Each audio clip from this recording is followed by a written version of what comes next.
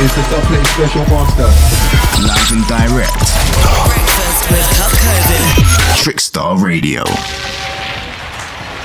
Yes then, my friends, we're back inside the building once again. It's just gone 3 minutes past 9 here on Trickstar Radio. Welcome back to Breakfast with Kovu as we continue with our interview hour series. Right about now, we're going to be jumping into a conversation with someone I've been looking forward to getting on the show for a hot minute, a fantastic producer, someone who really does take his sound to a number of different places. Man like Alexander is on the phone with us this morning. How are you doing, sir? Yeah, I'm great, thank you. Good to be on the show. It's great to have you on, man. I know you've had a bit of a busy morning, to say it lightly. What have you been up to so far today? Because this is fantastic. I basically just got off a plane from LA. On Saturday night, I was playing a show there for guys from Lost Cause and Lost and Found, which was pretty good. They've just opened up LA again. So, yeah, it was nice to actually be playing to a big crowd of people. And then, yeah, got straight on a plane at about 6 a.m., been travelling for like 18 hours, so... Mad. Literally walked in my door about 2 minutes ago.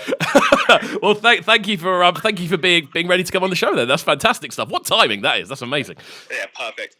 So we've got lots of stuff to get into today. Obviously, I've been a fan of what you do for a hot minute in regards to the tunes you make, the sounds you bring, and the kind of mixed bag of influences you're clearly working with. I want to take it back a little bit to a sort of earlier period for yourself. Like, who would you say your main influences are music-wise? Because there seems to be such a broad spectrum of what you create.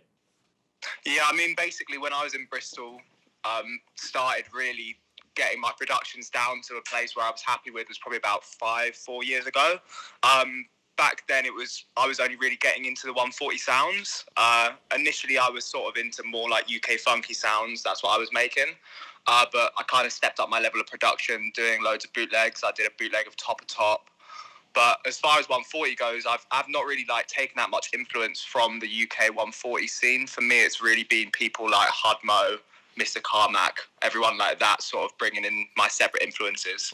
That's sort of like coasting on the American side. I mean, that's quite an interesting thing to hear, because obviously, when you kind of hear the term 140, you do kind of naturally associate it with the UK sound. And obviously, you're out in America quite often by the sounds of things. Like, how would you say that sort of 140 scene is represented over there?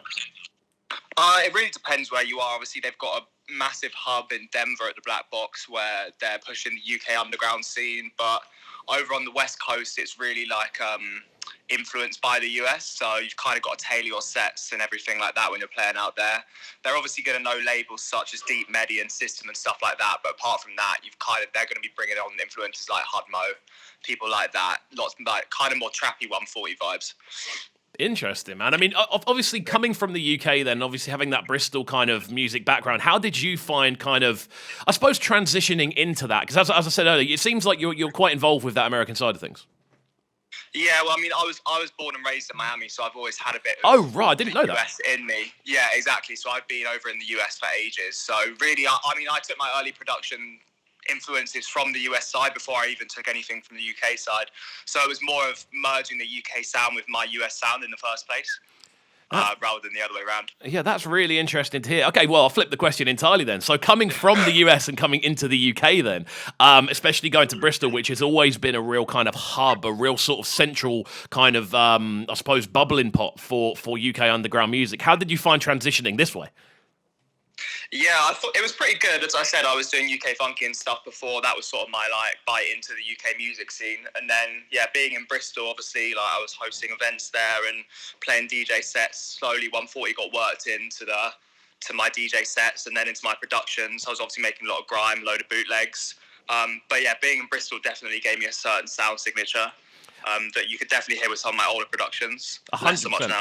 100%. I mean, you've spoken a little bit there about obviously the sort of earlier stuff, the bootlegs and things like that. Because I remember kind of going back to when I first sort of started hearing of you. It was through SoundCloud and it was through basically seeing your stuff get reposted everywhere. Yeah. Obviously, the scene has very much shifted since then, and I definitely feel with a lot of the artists that you've taken influence from, they are very much of that, I suppose, SoundCloud era where you would get different like different tracks and different stuff reposted onto your timeline, and there'd be a bit more, I suppose, connectivity for yourself as someone who I suppose not necessarily came up on that, but was very kind of involved in that sort of layout. How would you say things have changed for you, obviously, with that big transition over towards more sort of streaming services such as Spotify and Apple Music? Yeah, well, I mean, to be honest, most of my music isn't actually on Spotify. I think my Mungo's releases, but SoundCloud was obviously a great path for me to get music out there, and it was good that everyone was reposting it and listening to it, because I didn't have to put it on streaming platforms. Obviously, it's a bit complicated with bootlegs and stuff. I kind of took a year out of production, probably about 2 years ago. I was doing some work over in New York, so I basically just put it on hold for a little bit, and then when I came back, SoundCloud had sort of died quite a lot. So that was sort of a big change for me to try and push to get some of my music out on vinyl and get it actually out there, which is now it's actually started to come out. So that's good to see that happening. Definitely, man. I mean, having that transition's always going to be a bizarre one, kind of going from a platform which kind of makes sense and it's kind of where you've, I suppose, kind of earned your kind of bread and butter early on, to come back and kind of see it's not there, and transition into something completely different. I've got to say, it's pretty impressive the kind of speed at which you've done that. We opened up with a tune called "Dancing in the Rain." Do you want to talk to me about that one very quickly? Yeah, so that one's I probably made it a couple years ago. Obviously, heavily influenced from the US, but kind of brought in the UK sounds I've been using throughout the Alexander, like Alias. That one's going to be forthcoming next year. I can't say the label yet, but I'm only really signed to 140 labels, and one of them isn't making music more, so that I could kind of get out. So yeah, I'm pretty excited to get that whole project out there. It's like 6 tracks at the moment, of kind of more representing the music that I'm making at the moment, rather than the releases that I've got at the end of 2021, which is sort of showing music that I made about 3 or 4 years ago. So you're really, really ahead then when it comes to sort of the getting the tunes done, and then there's just a very long process, I suppose, behind getting them actually out there. Yeah, well, I mean, obviously there's problem with pressing plants at the moment, and then sort of as you move towards these sort of bigger labels, they're going to be taking longer time to actually not only fit you in the schedule, but to actually like curate an EP that's going to work well together, like making sure that all 3 tracks fit together.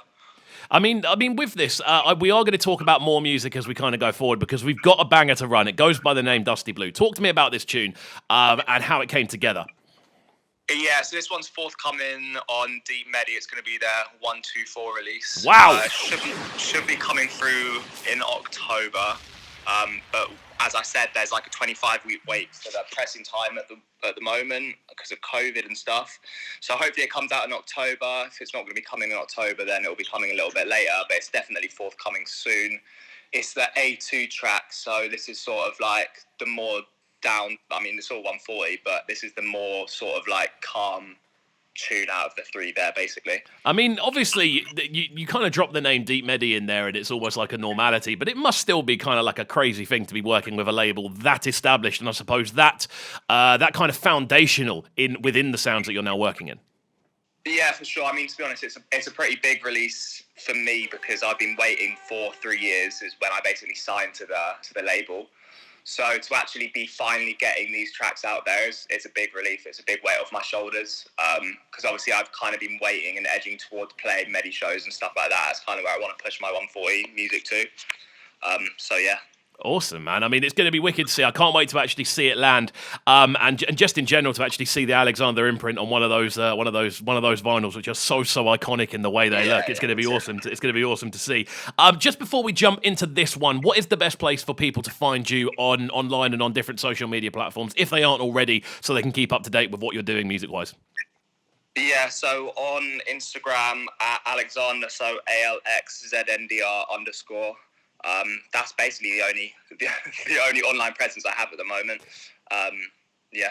Awesome, man. Place. Awesome. Well, we're going to jump into this one right about now then. We are live on Trickstar Radio. It's just gone 12 minutes past 9. Out to the locked-in crew each and every time. If you haven't already, do make sure you are downloading the Trickstar Radio app. It is available from the App Store and Google Play, and you can jump on there to check back all of the interviews off The Breakfast Show that you may have missed. Keep it locked, people. We're live on the line with man like Alexander. Oh, yes. This is Breakfast with COVID, bringing you their morning flavors on Trickstar Radio.